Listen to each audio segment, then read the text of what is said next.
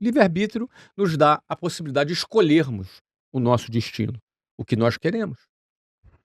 Então, propósito e chamado, eu entendo dessa forma, não é algo que você encontra, é algo que você escolhe, é algo que você decide. Então, por exemplo, numa determinada fase da minha vida, quando eu andava 5 horas por dia num ônibus lotado só para ir para trabalhar e voltar, e eu começava a competir no mercado com 5 horas a menos, Uhum. o que para muitos é injusto, e Uhum. eu não discordaria que seria injusto, Uhum. mas a diferença é que eu não me vitimizei, eu parti para cima com as alternativas que eu tinha nas mãos para poder fazer acontecer, e isso foi uma escolha resultante do meu livre-arbítrio. Naquele primeiro momento seria: eu preciso mudar a minha vida, eu preciso me tornar independente, eu não posso depender dos meus pais ganhavam um pouquinho, mas eu dependia deles. Uhum. Então eu preciso fazer minha vida acontecer, quero me casar com a Luciana. Então naquele primeiro momento, não existia nada mais importante para mim do que eu me tornar independente e me casar com a Luciana. Aquele era o meu propósito naquele momento, eu não pensava em mais nada, só pensava naquilo. Essa era a sua wishlist. Essa era a minha wishlist. Lista dos desejos. É isso aí, cara, sair de casa, ficar independente, casar com a Luciana e viver a minha vida. Ser feliz naquela vida que eu estava escolhendo.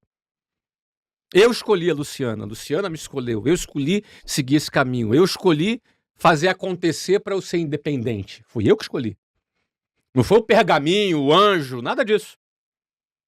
Agora, quando eu conquistei aquilo, e aos 20 anos eu me casei, eu já era gerente comercial, ganhava ali meus, sei lá, $4.000 por mês ali, hoje seria algo como 20 e poucos mil reais.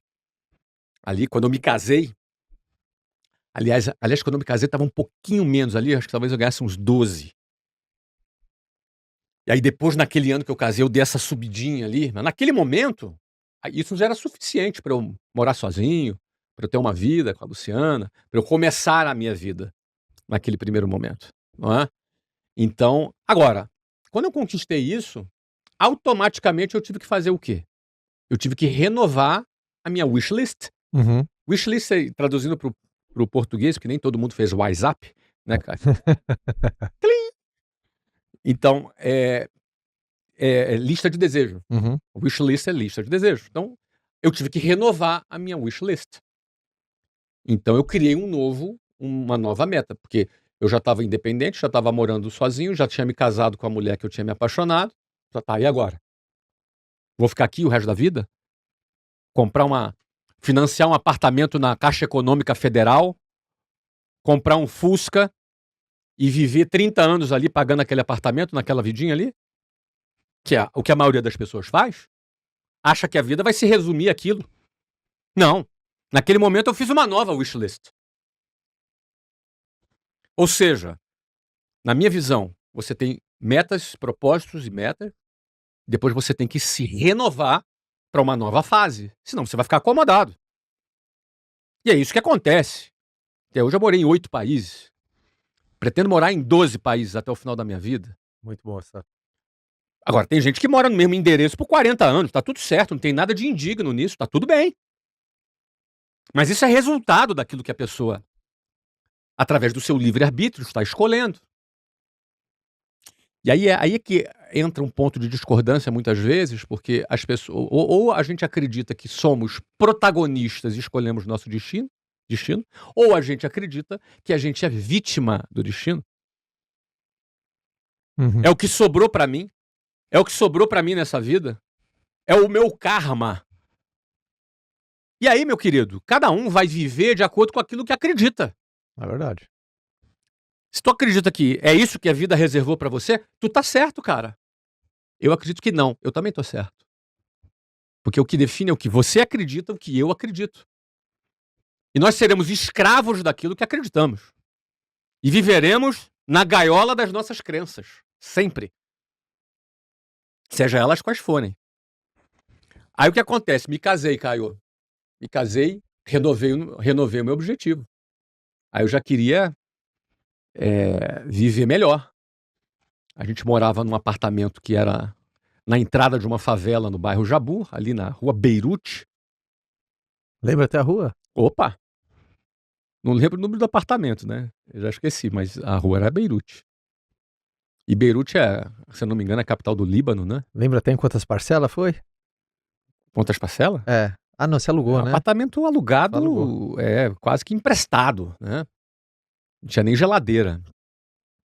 Porque mesmo eu já ganhando razoavelmente bem, meu amigo, quando você não tem herança e não tem tem 20 anos de idade, Ou seja, você não deu tempo de não acumular, deu né? tempo de acumular nada. Acumulei prestação, entendeu? Porque eu não tinha uma família para me ajudar financeiramente. Essa é a realidade de milhões de brasileiros hoje. Eu venho dessa realidade, entendeu? Só que assim, naquele momento, pô, eu realizei meu sonho, agora vou viver aqui por 30 anos. Não, aí eu já renovei meu próximo objetivo. E minha vida foi assim, renovando. Hoje também eu estou renovando para novas coisas também que eu quero realizar.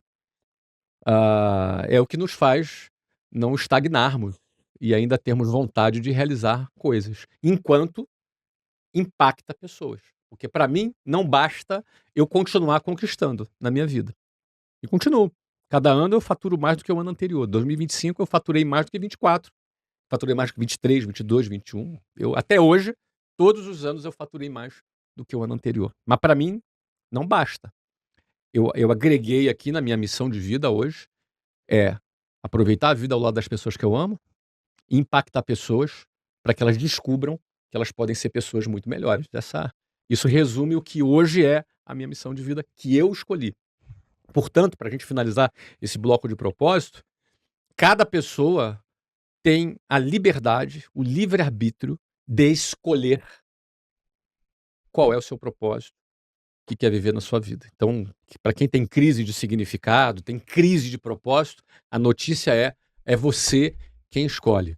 E aí, quando as pessoas ouvem isso, Caio, parte é libertador. Porque o cara que a liberdade é um valor para ele se sente assim, cara, é isso que eu precisava. Agora, a parte, ele entra em crise. Porque ele não quer liberdade. Ele quer que alguém decida para ele. Uhum. Ele quer transferir a responsabilidade para alguém. Ele quer acreditar que ele é vítima.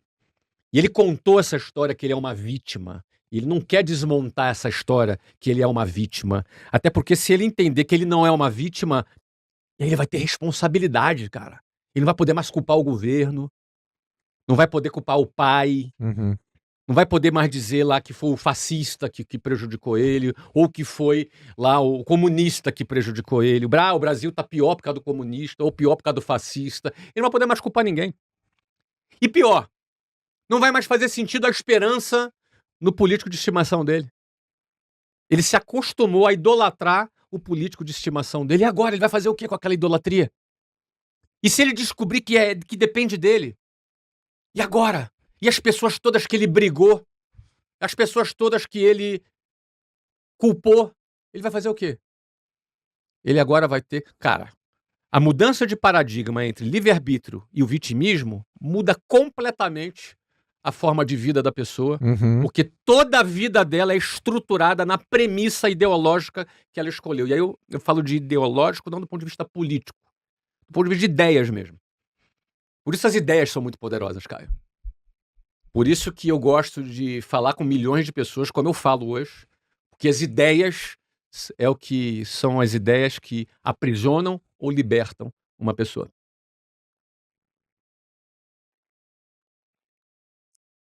Do que Flávio Augusto tem medo? Cara, a primeira coisa que me vem à cabeça... Primeiro, eu não sou movido por medo. Aliás, deixa eu dar um passo antes. Primeiro, o medo é bom. Pra começar. Tá bom. O medo é bom. O medo não é ruim. O medo é bom. O medo é um dispositivo de autoproteção da espécie humana, não só da espécie humana, de todo o mundo animal.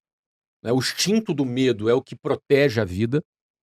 A sensação de medo, o medo é como se fosse uma válvula que o teu inconsciente, o teu cérebro, que faz cálculos matemáticos a todo momento, te indica, ó, cuidado, ali tu pode morrer. Mecanismo de defesa. É um mecanismo de preservação, Tá. de defesa.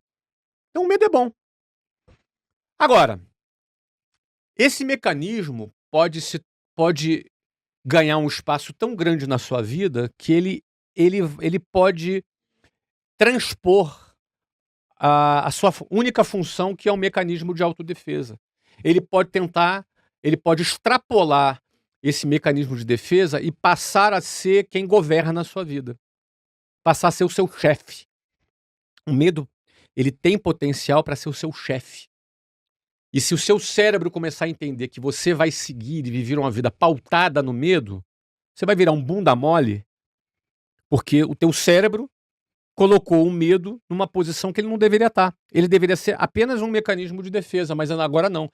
Ele é mais do que um mecanismo de defesa. E muitas pessoas passam a viver um estilo de vida governado pelo medo.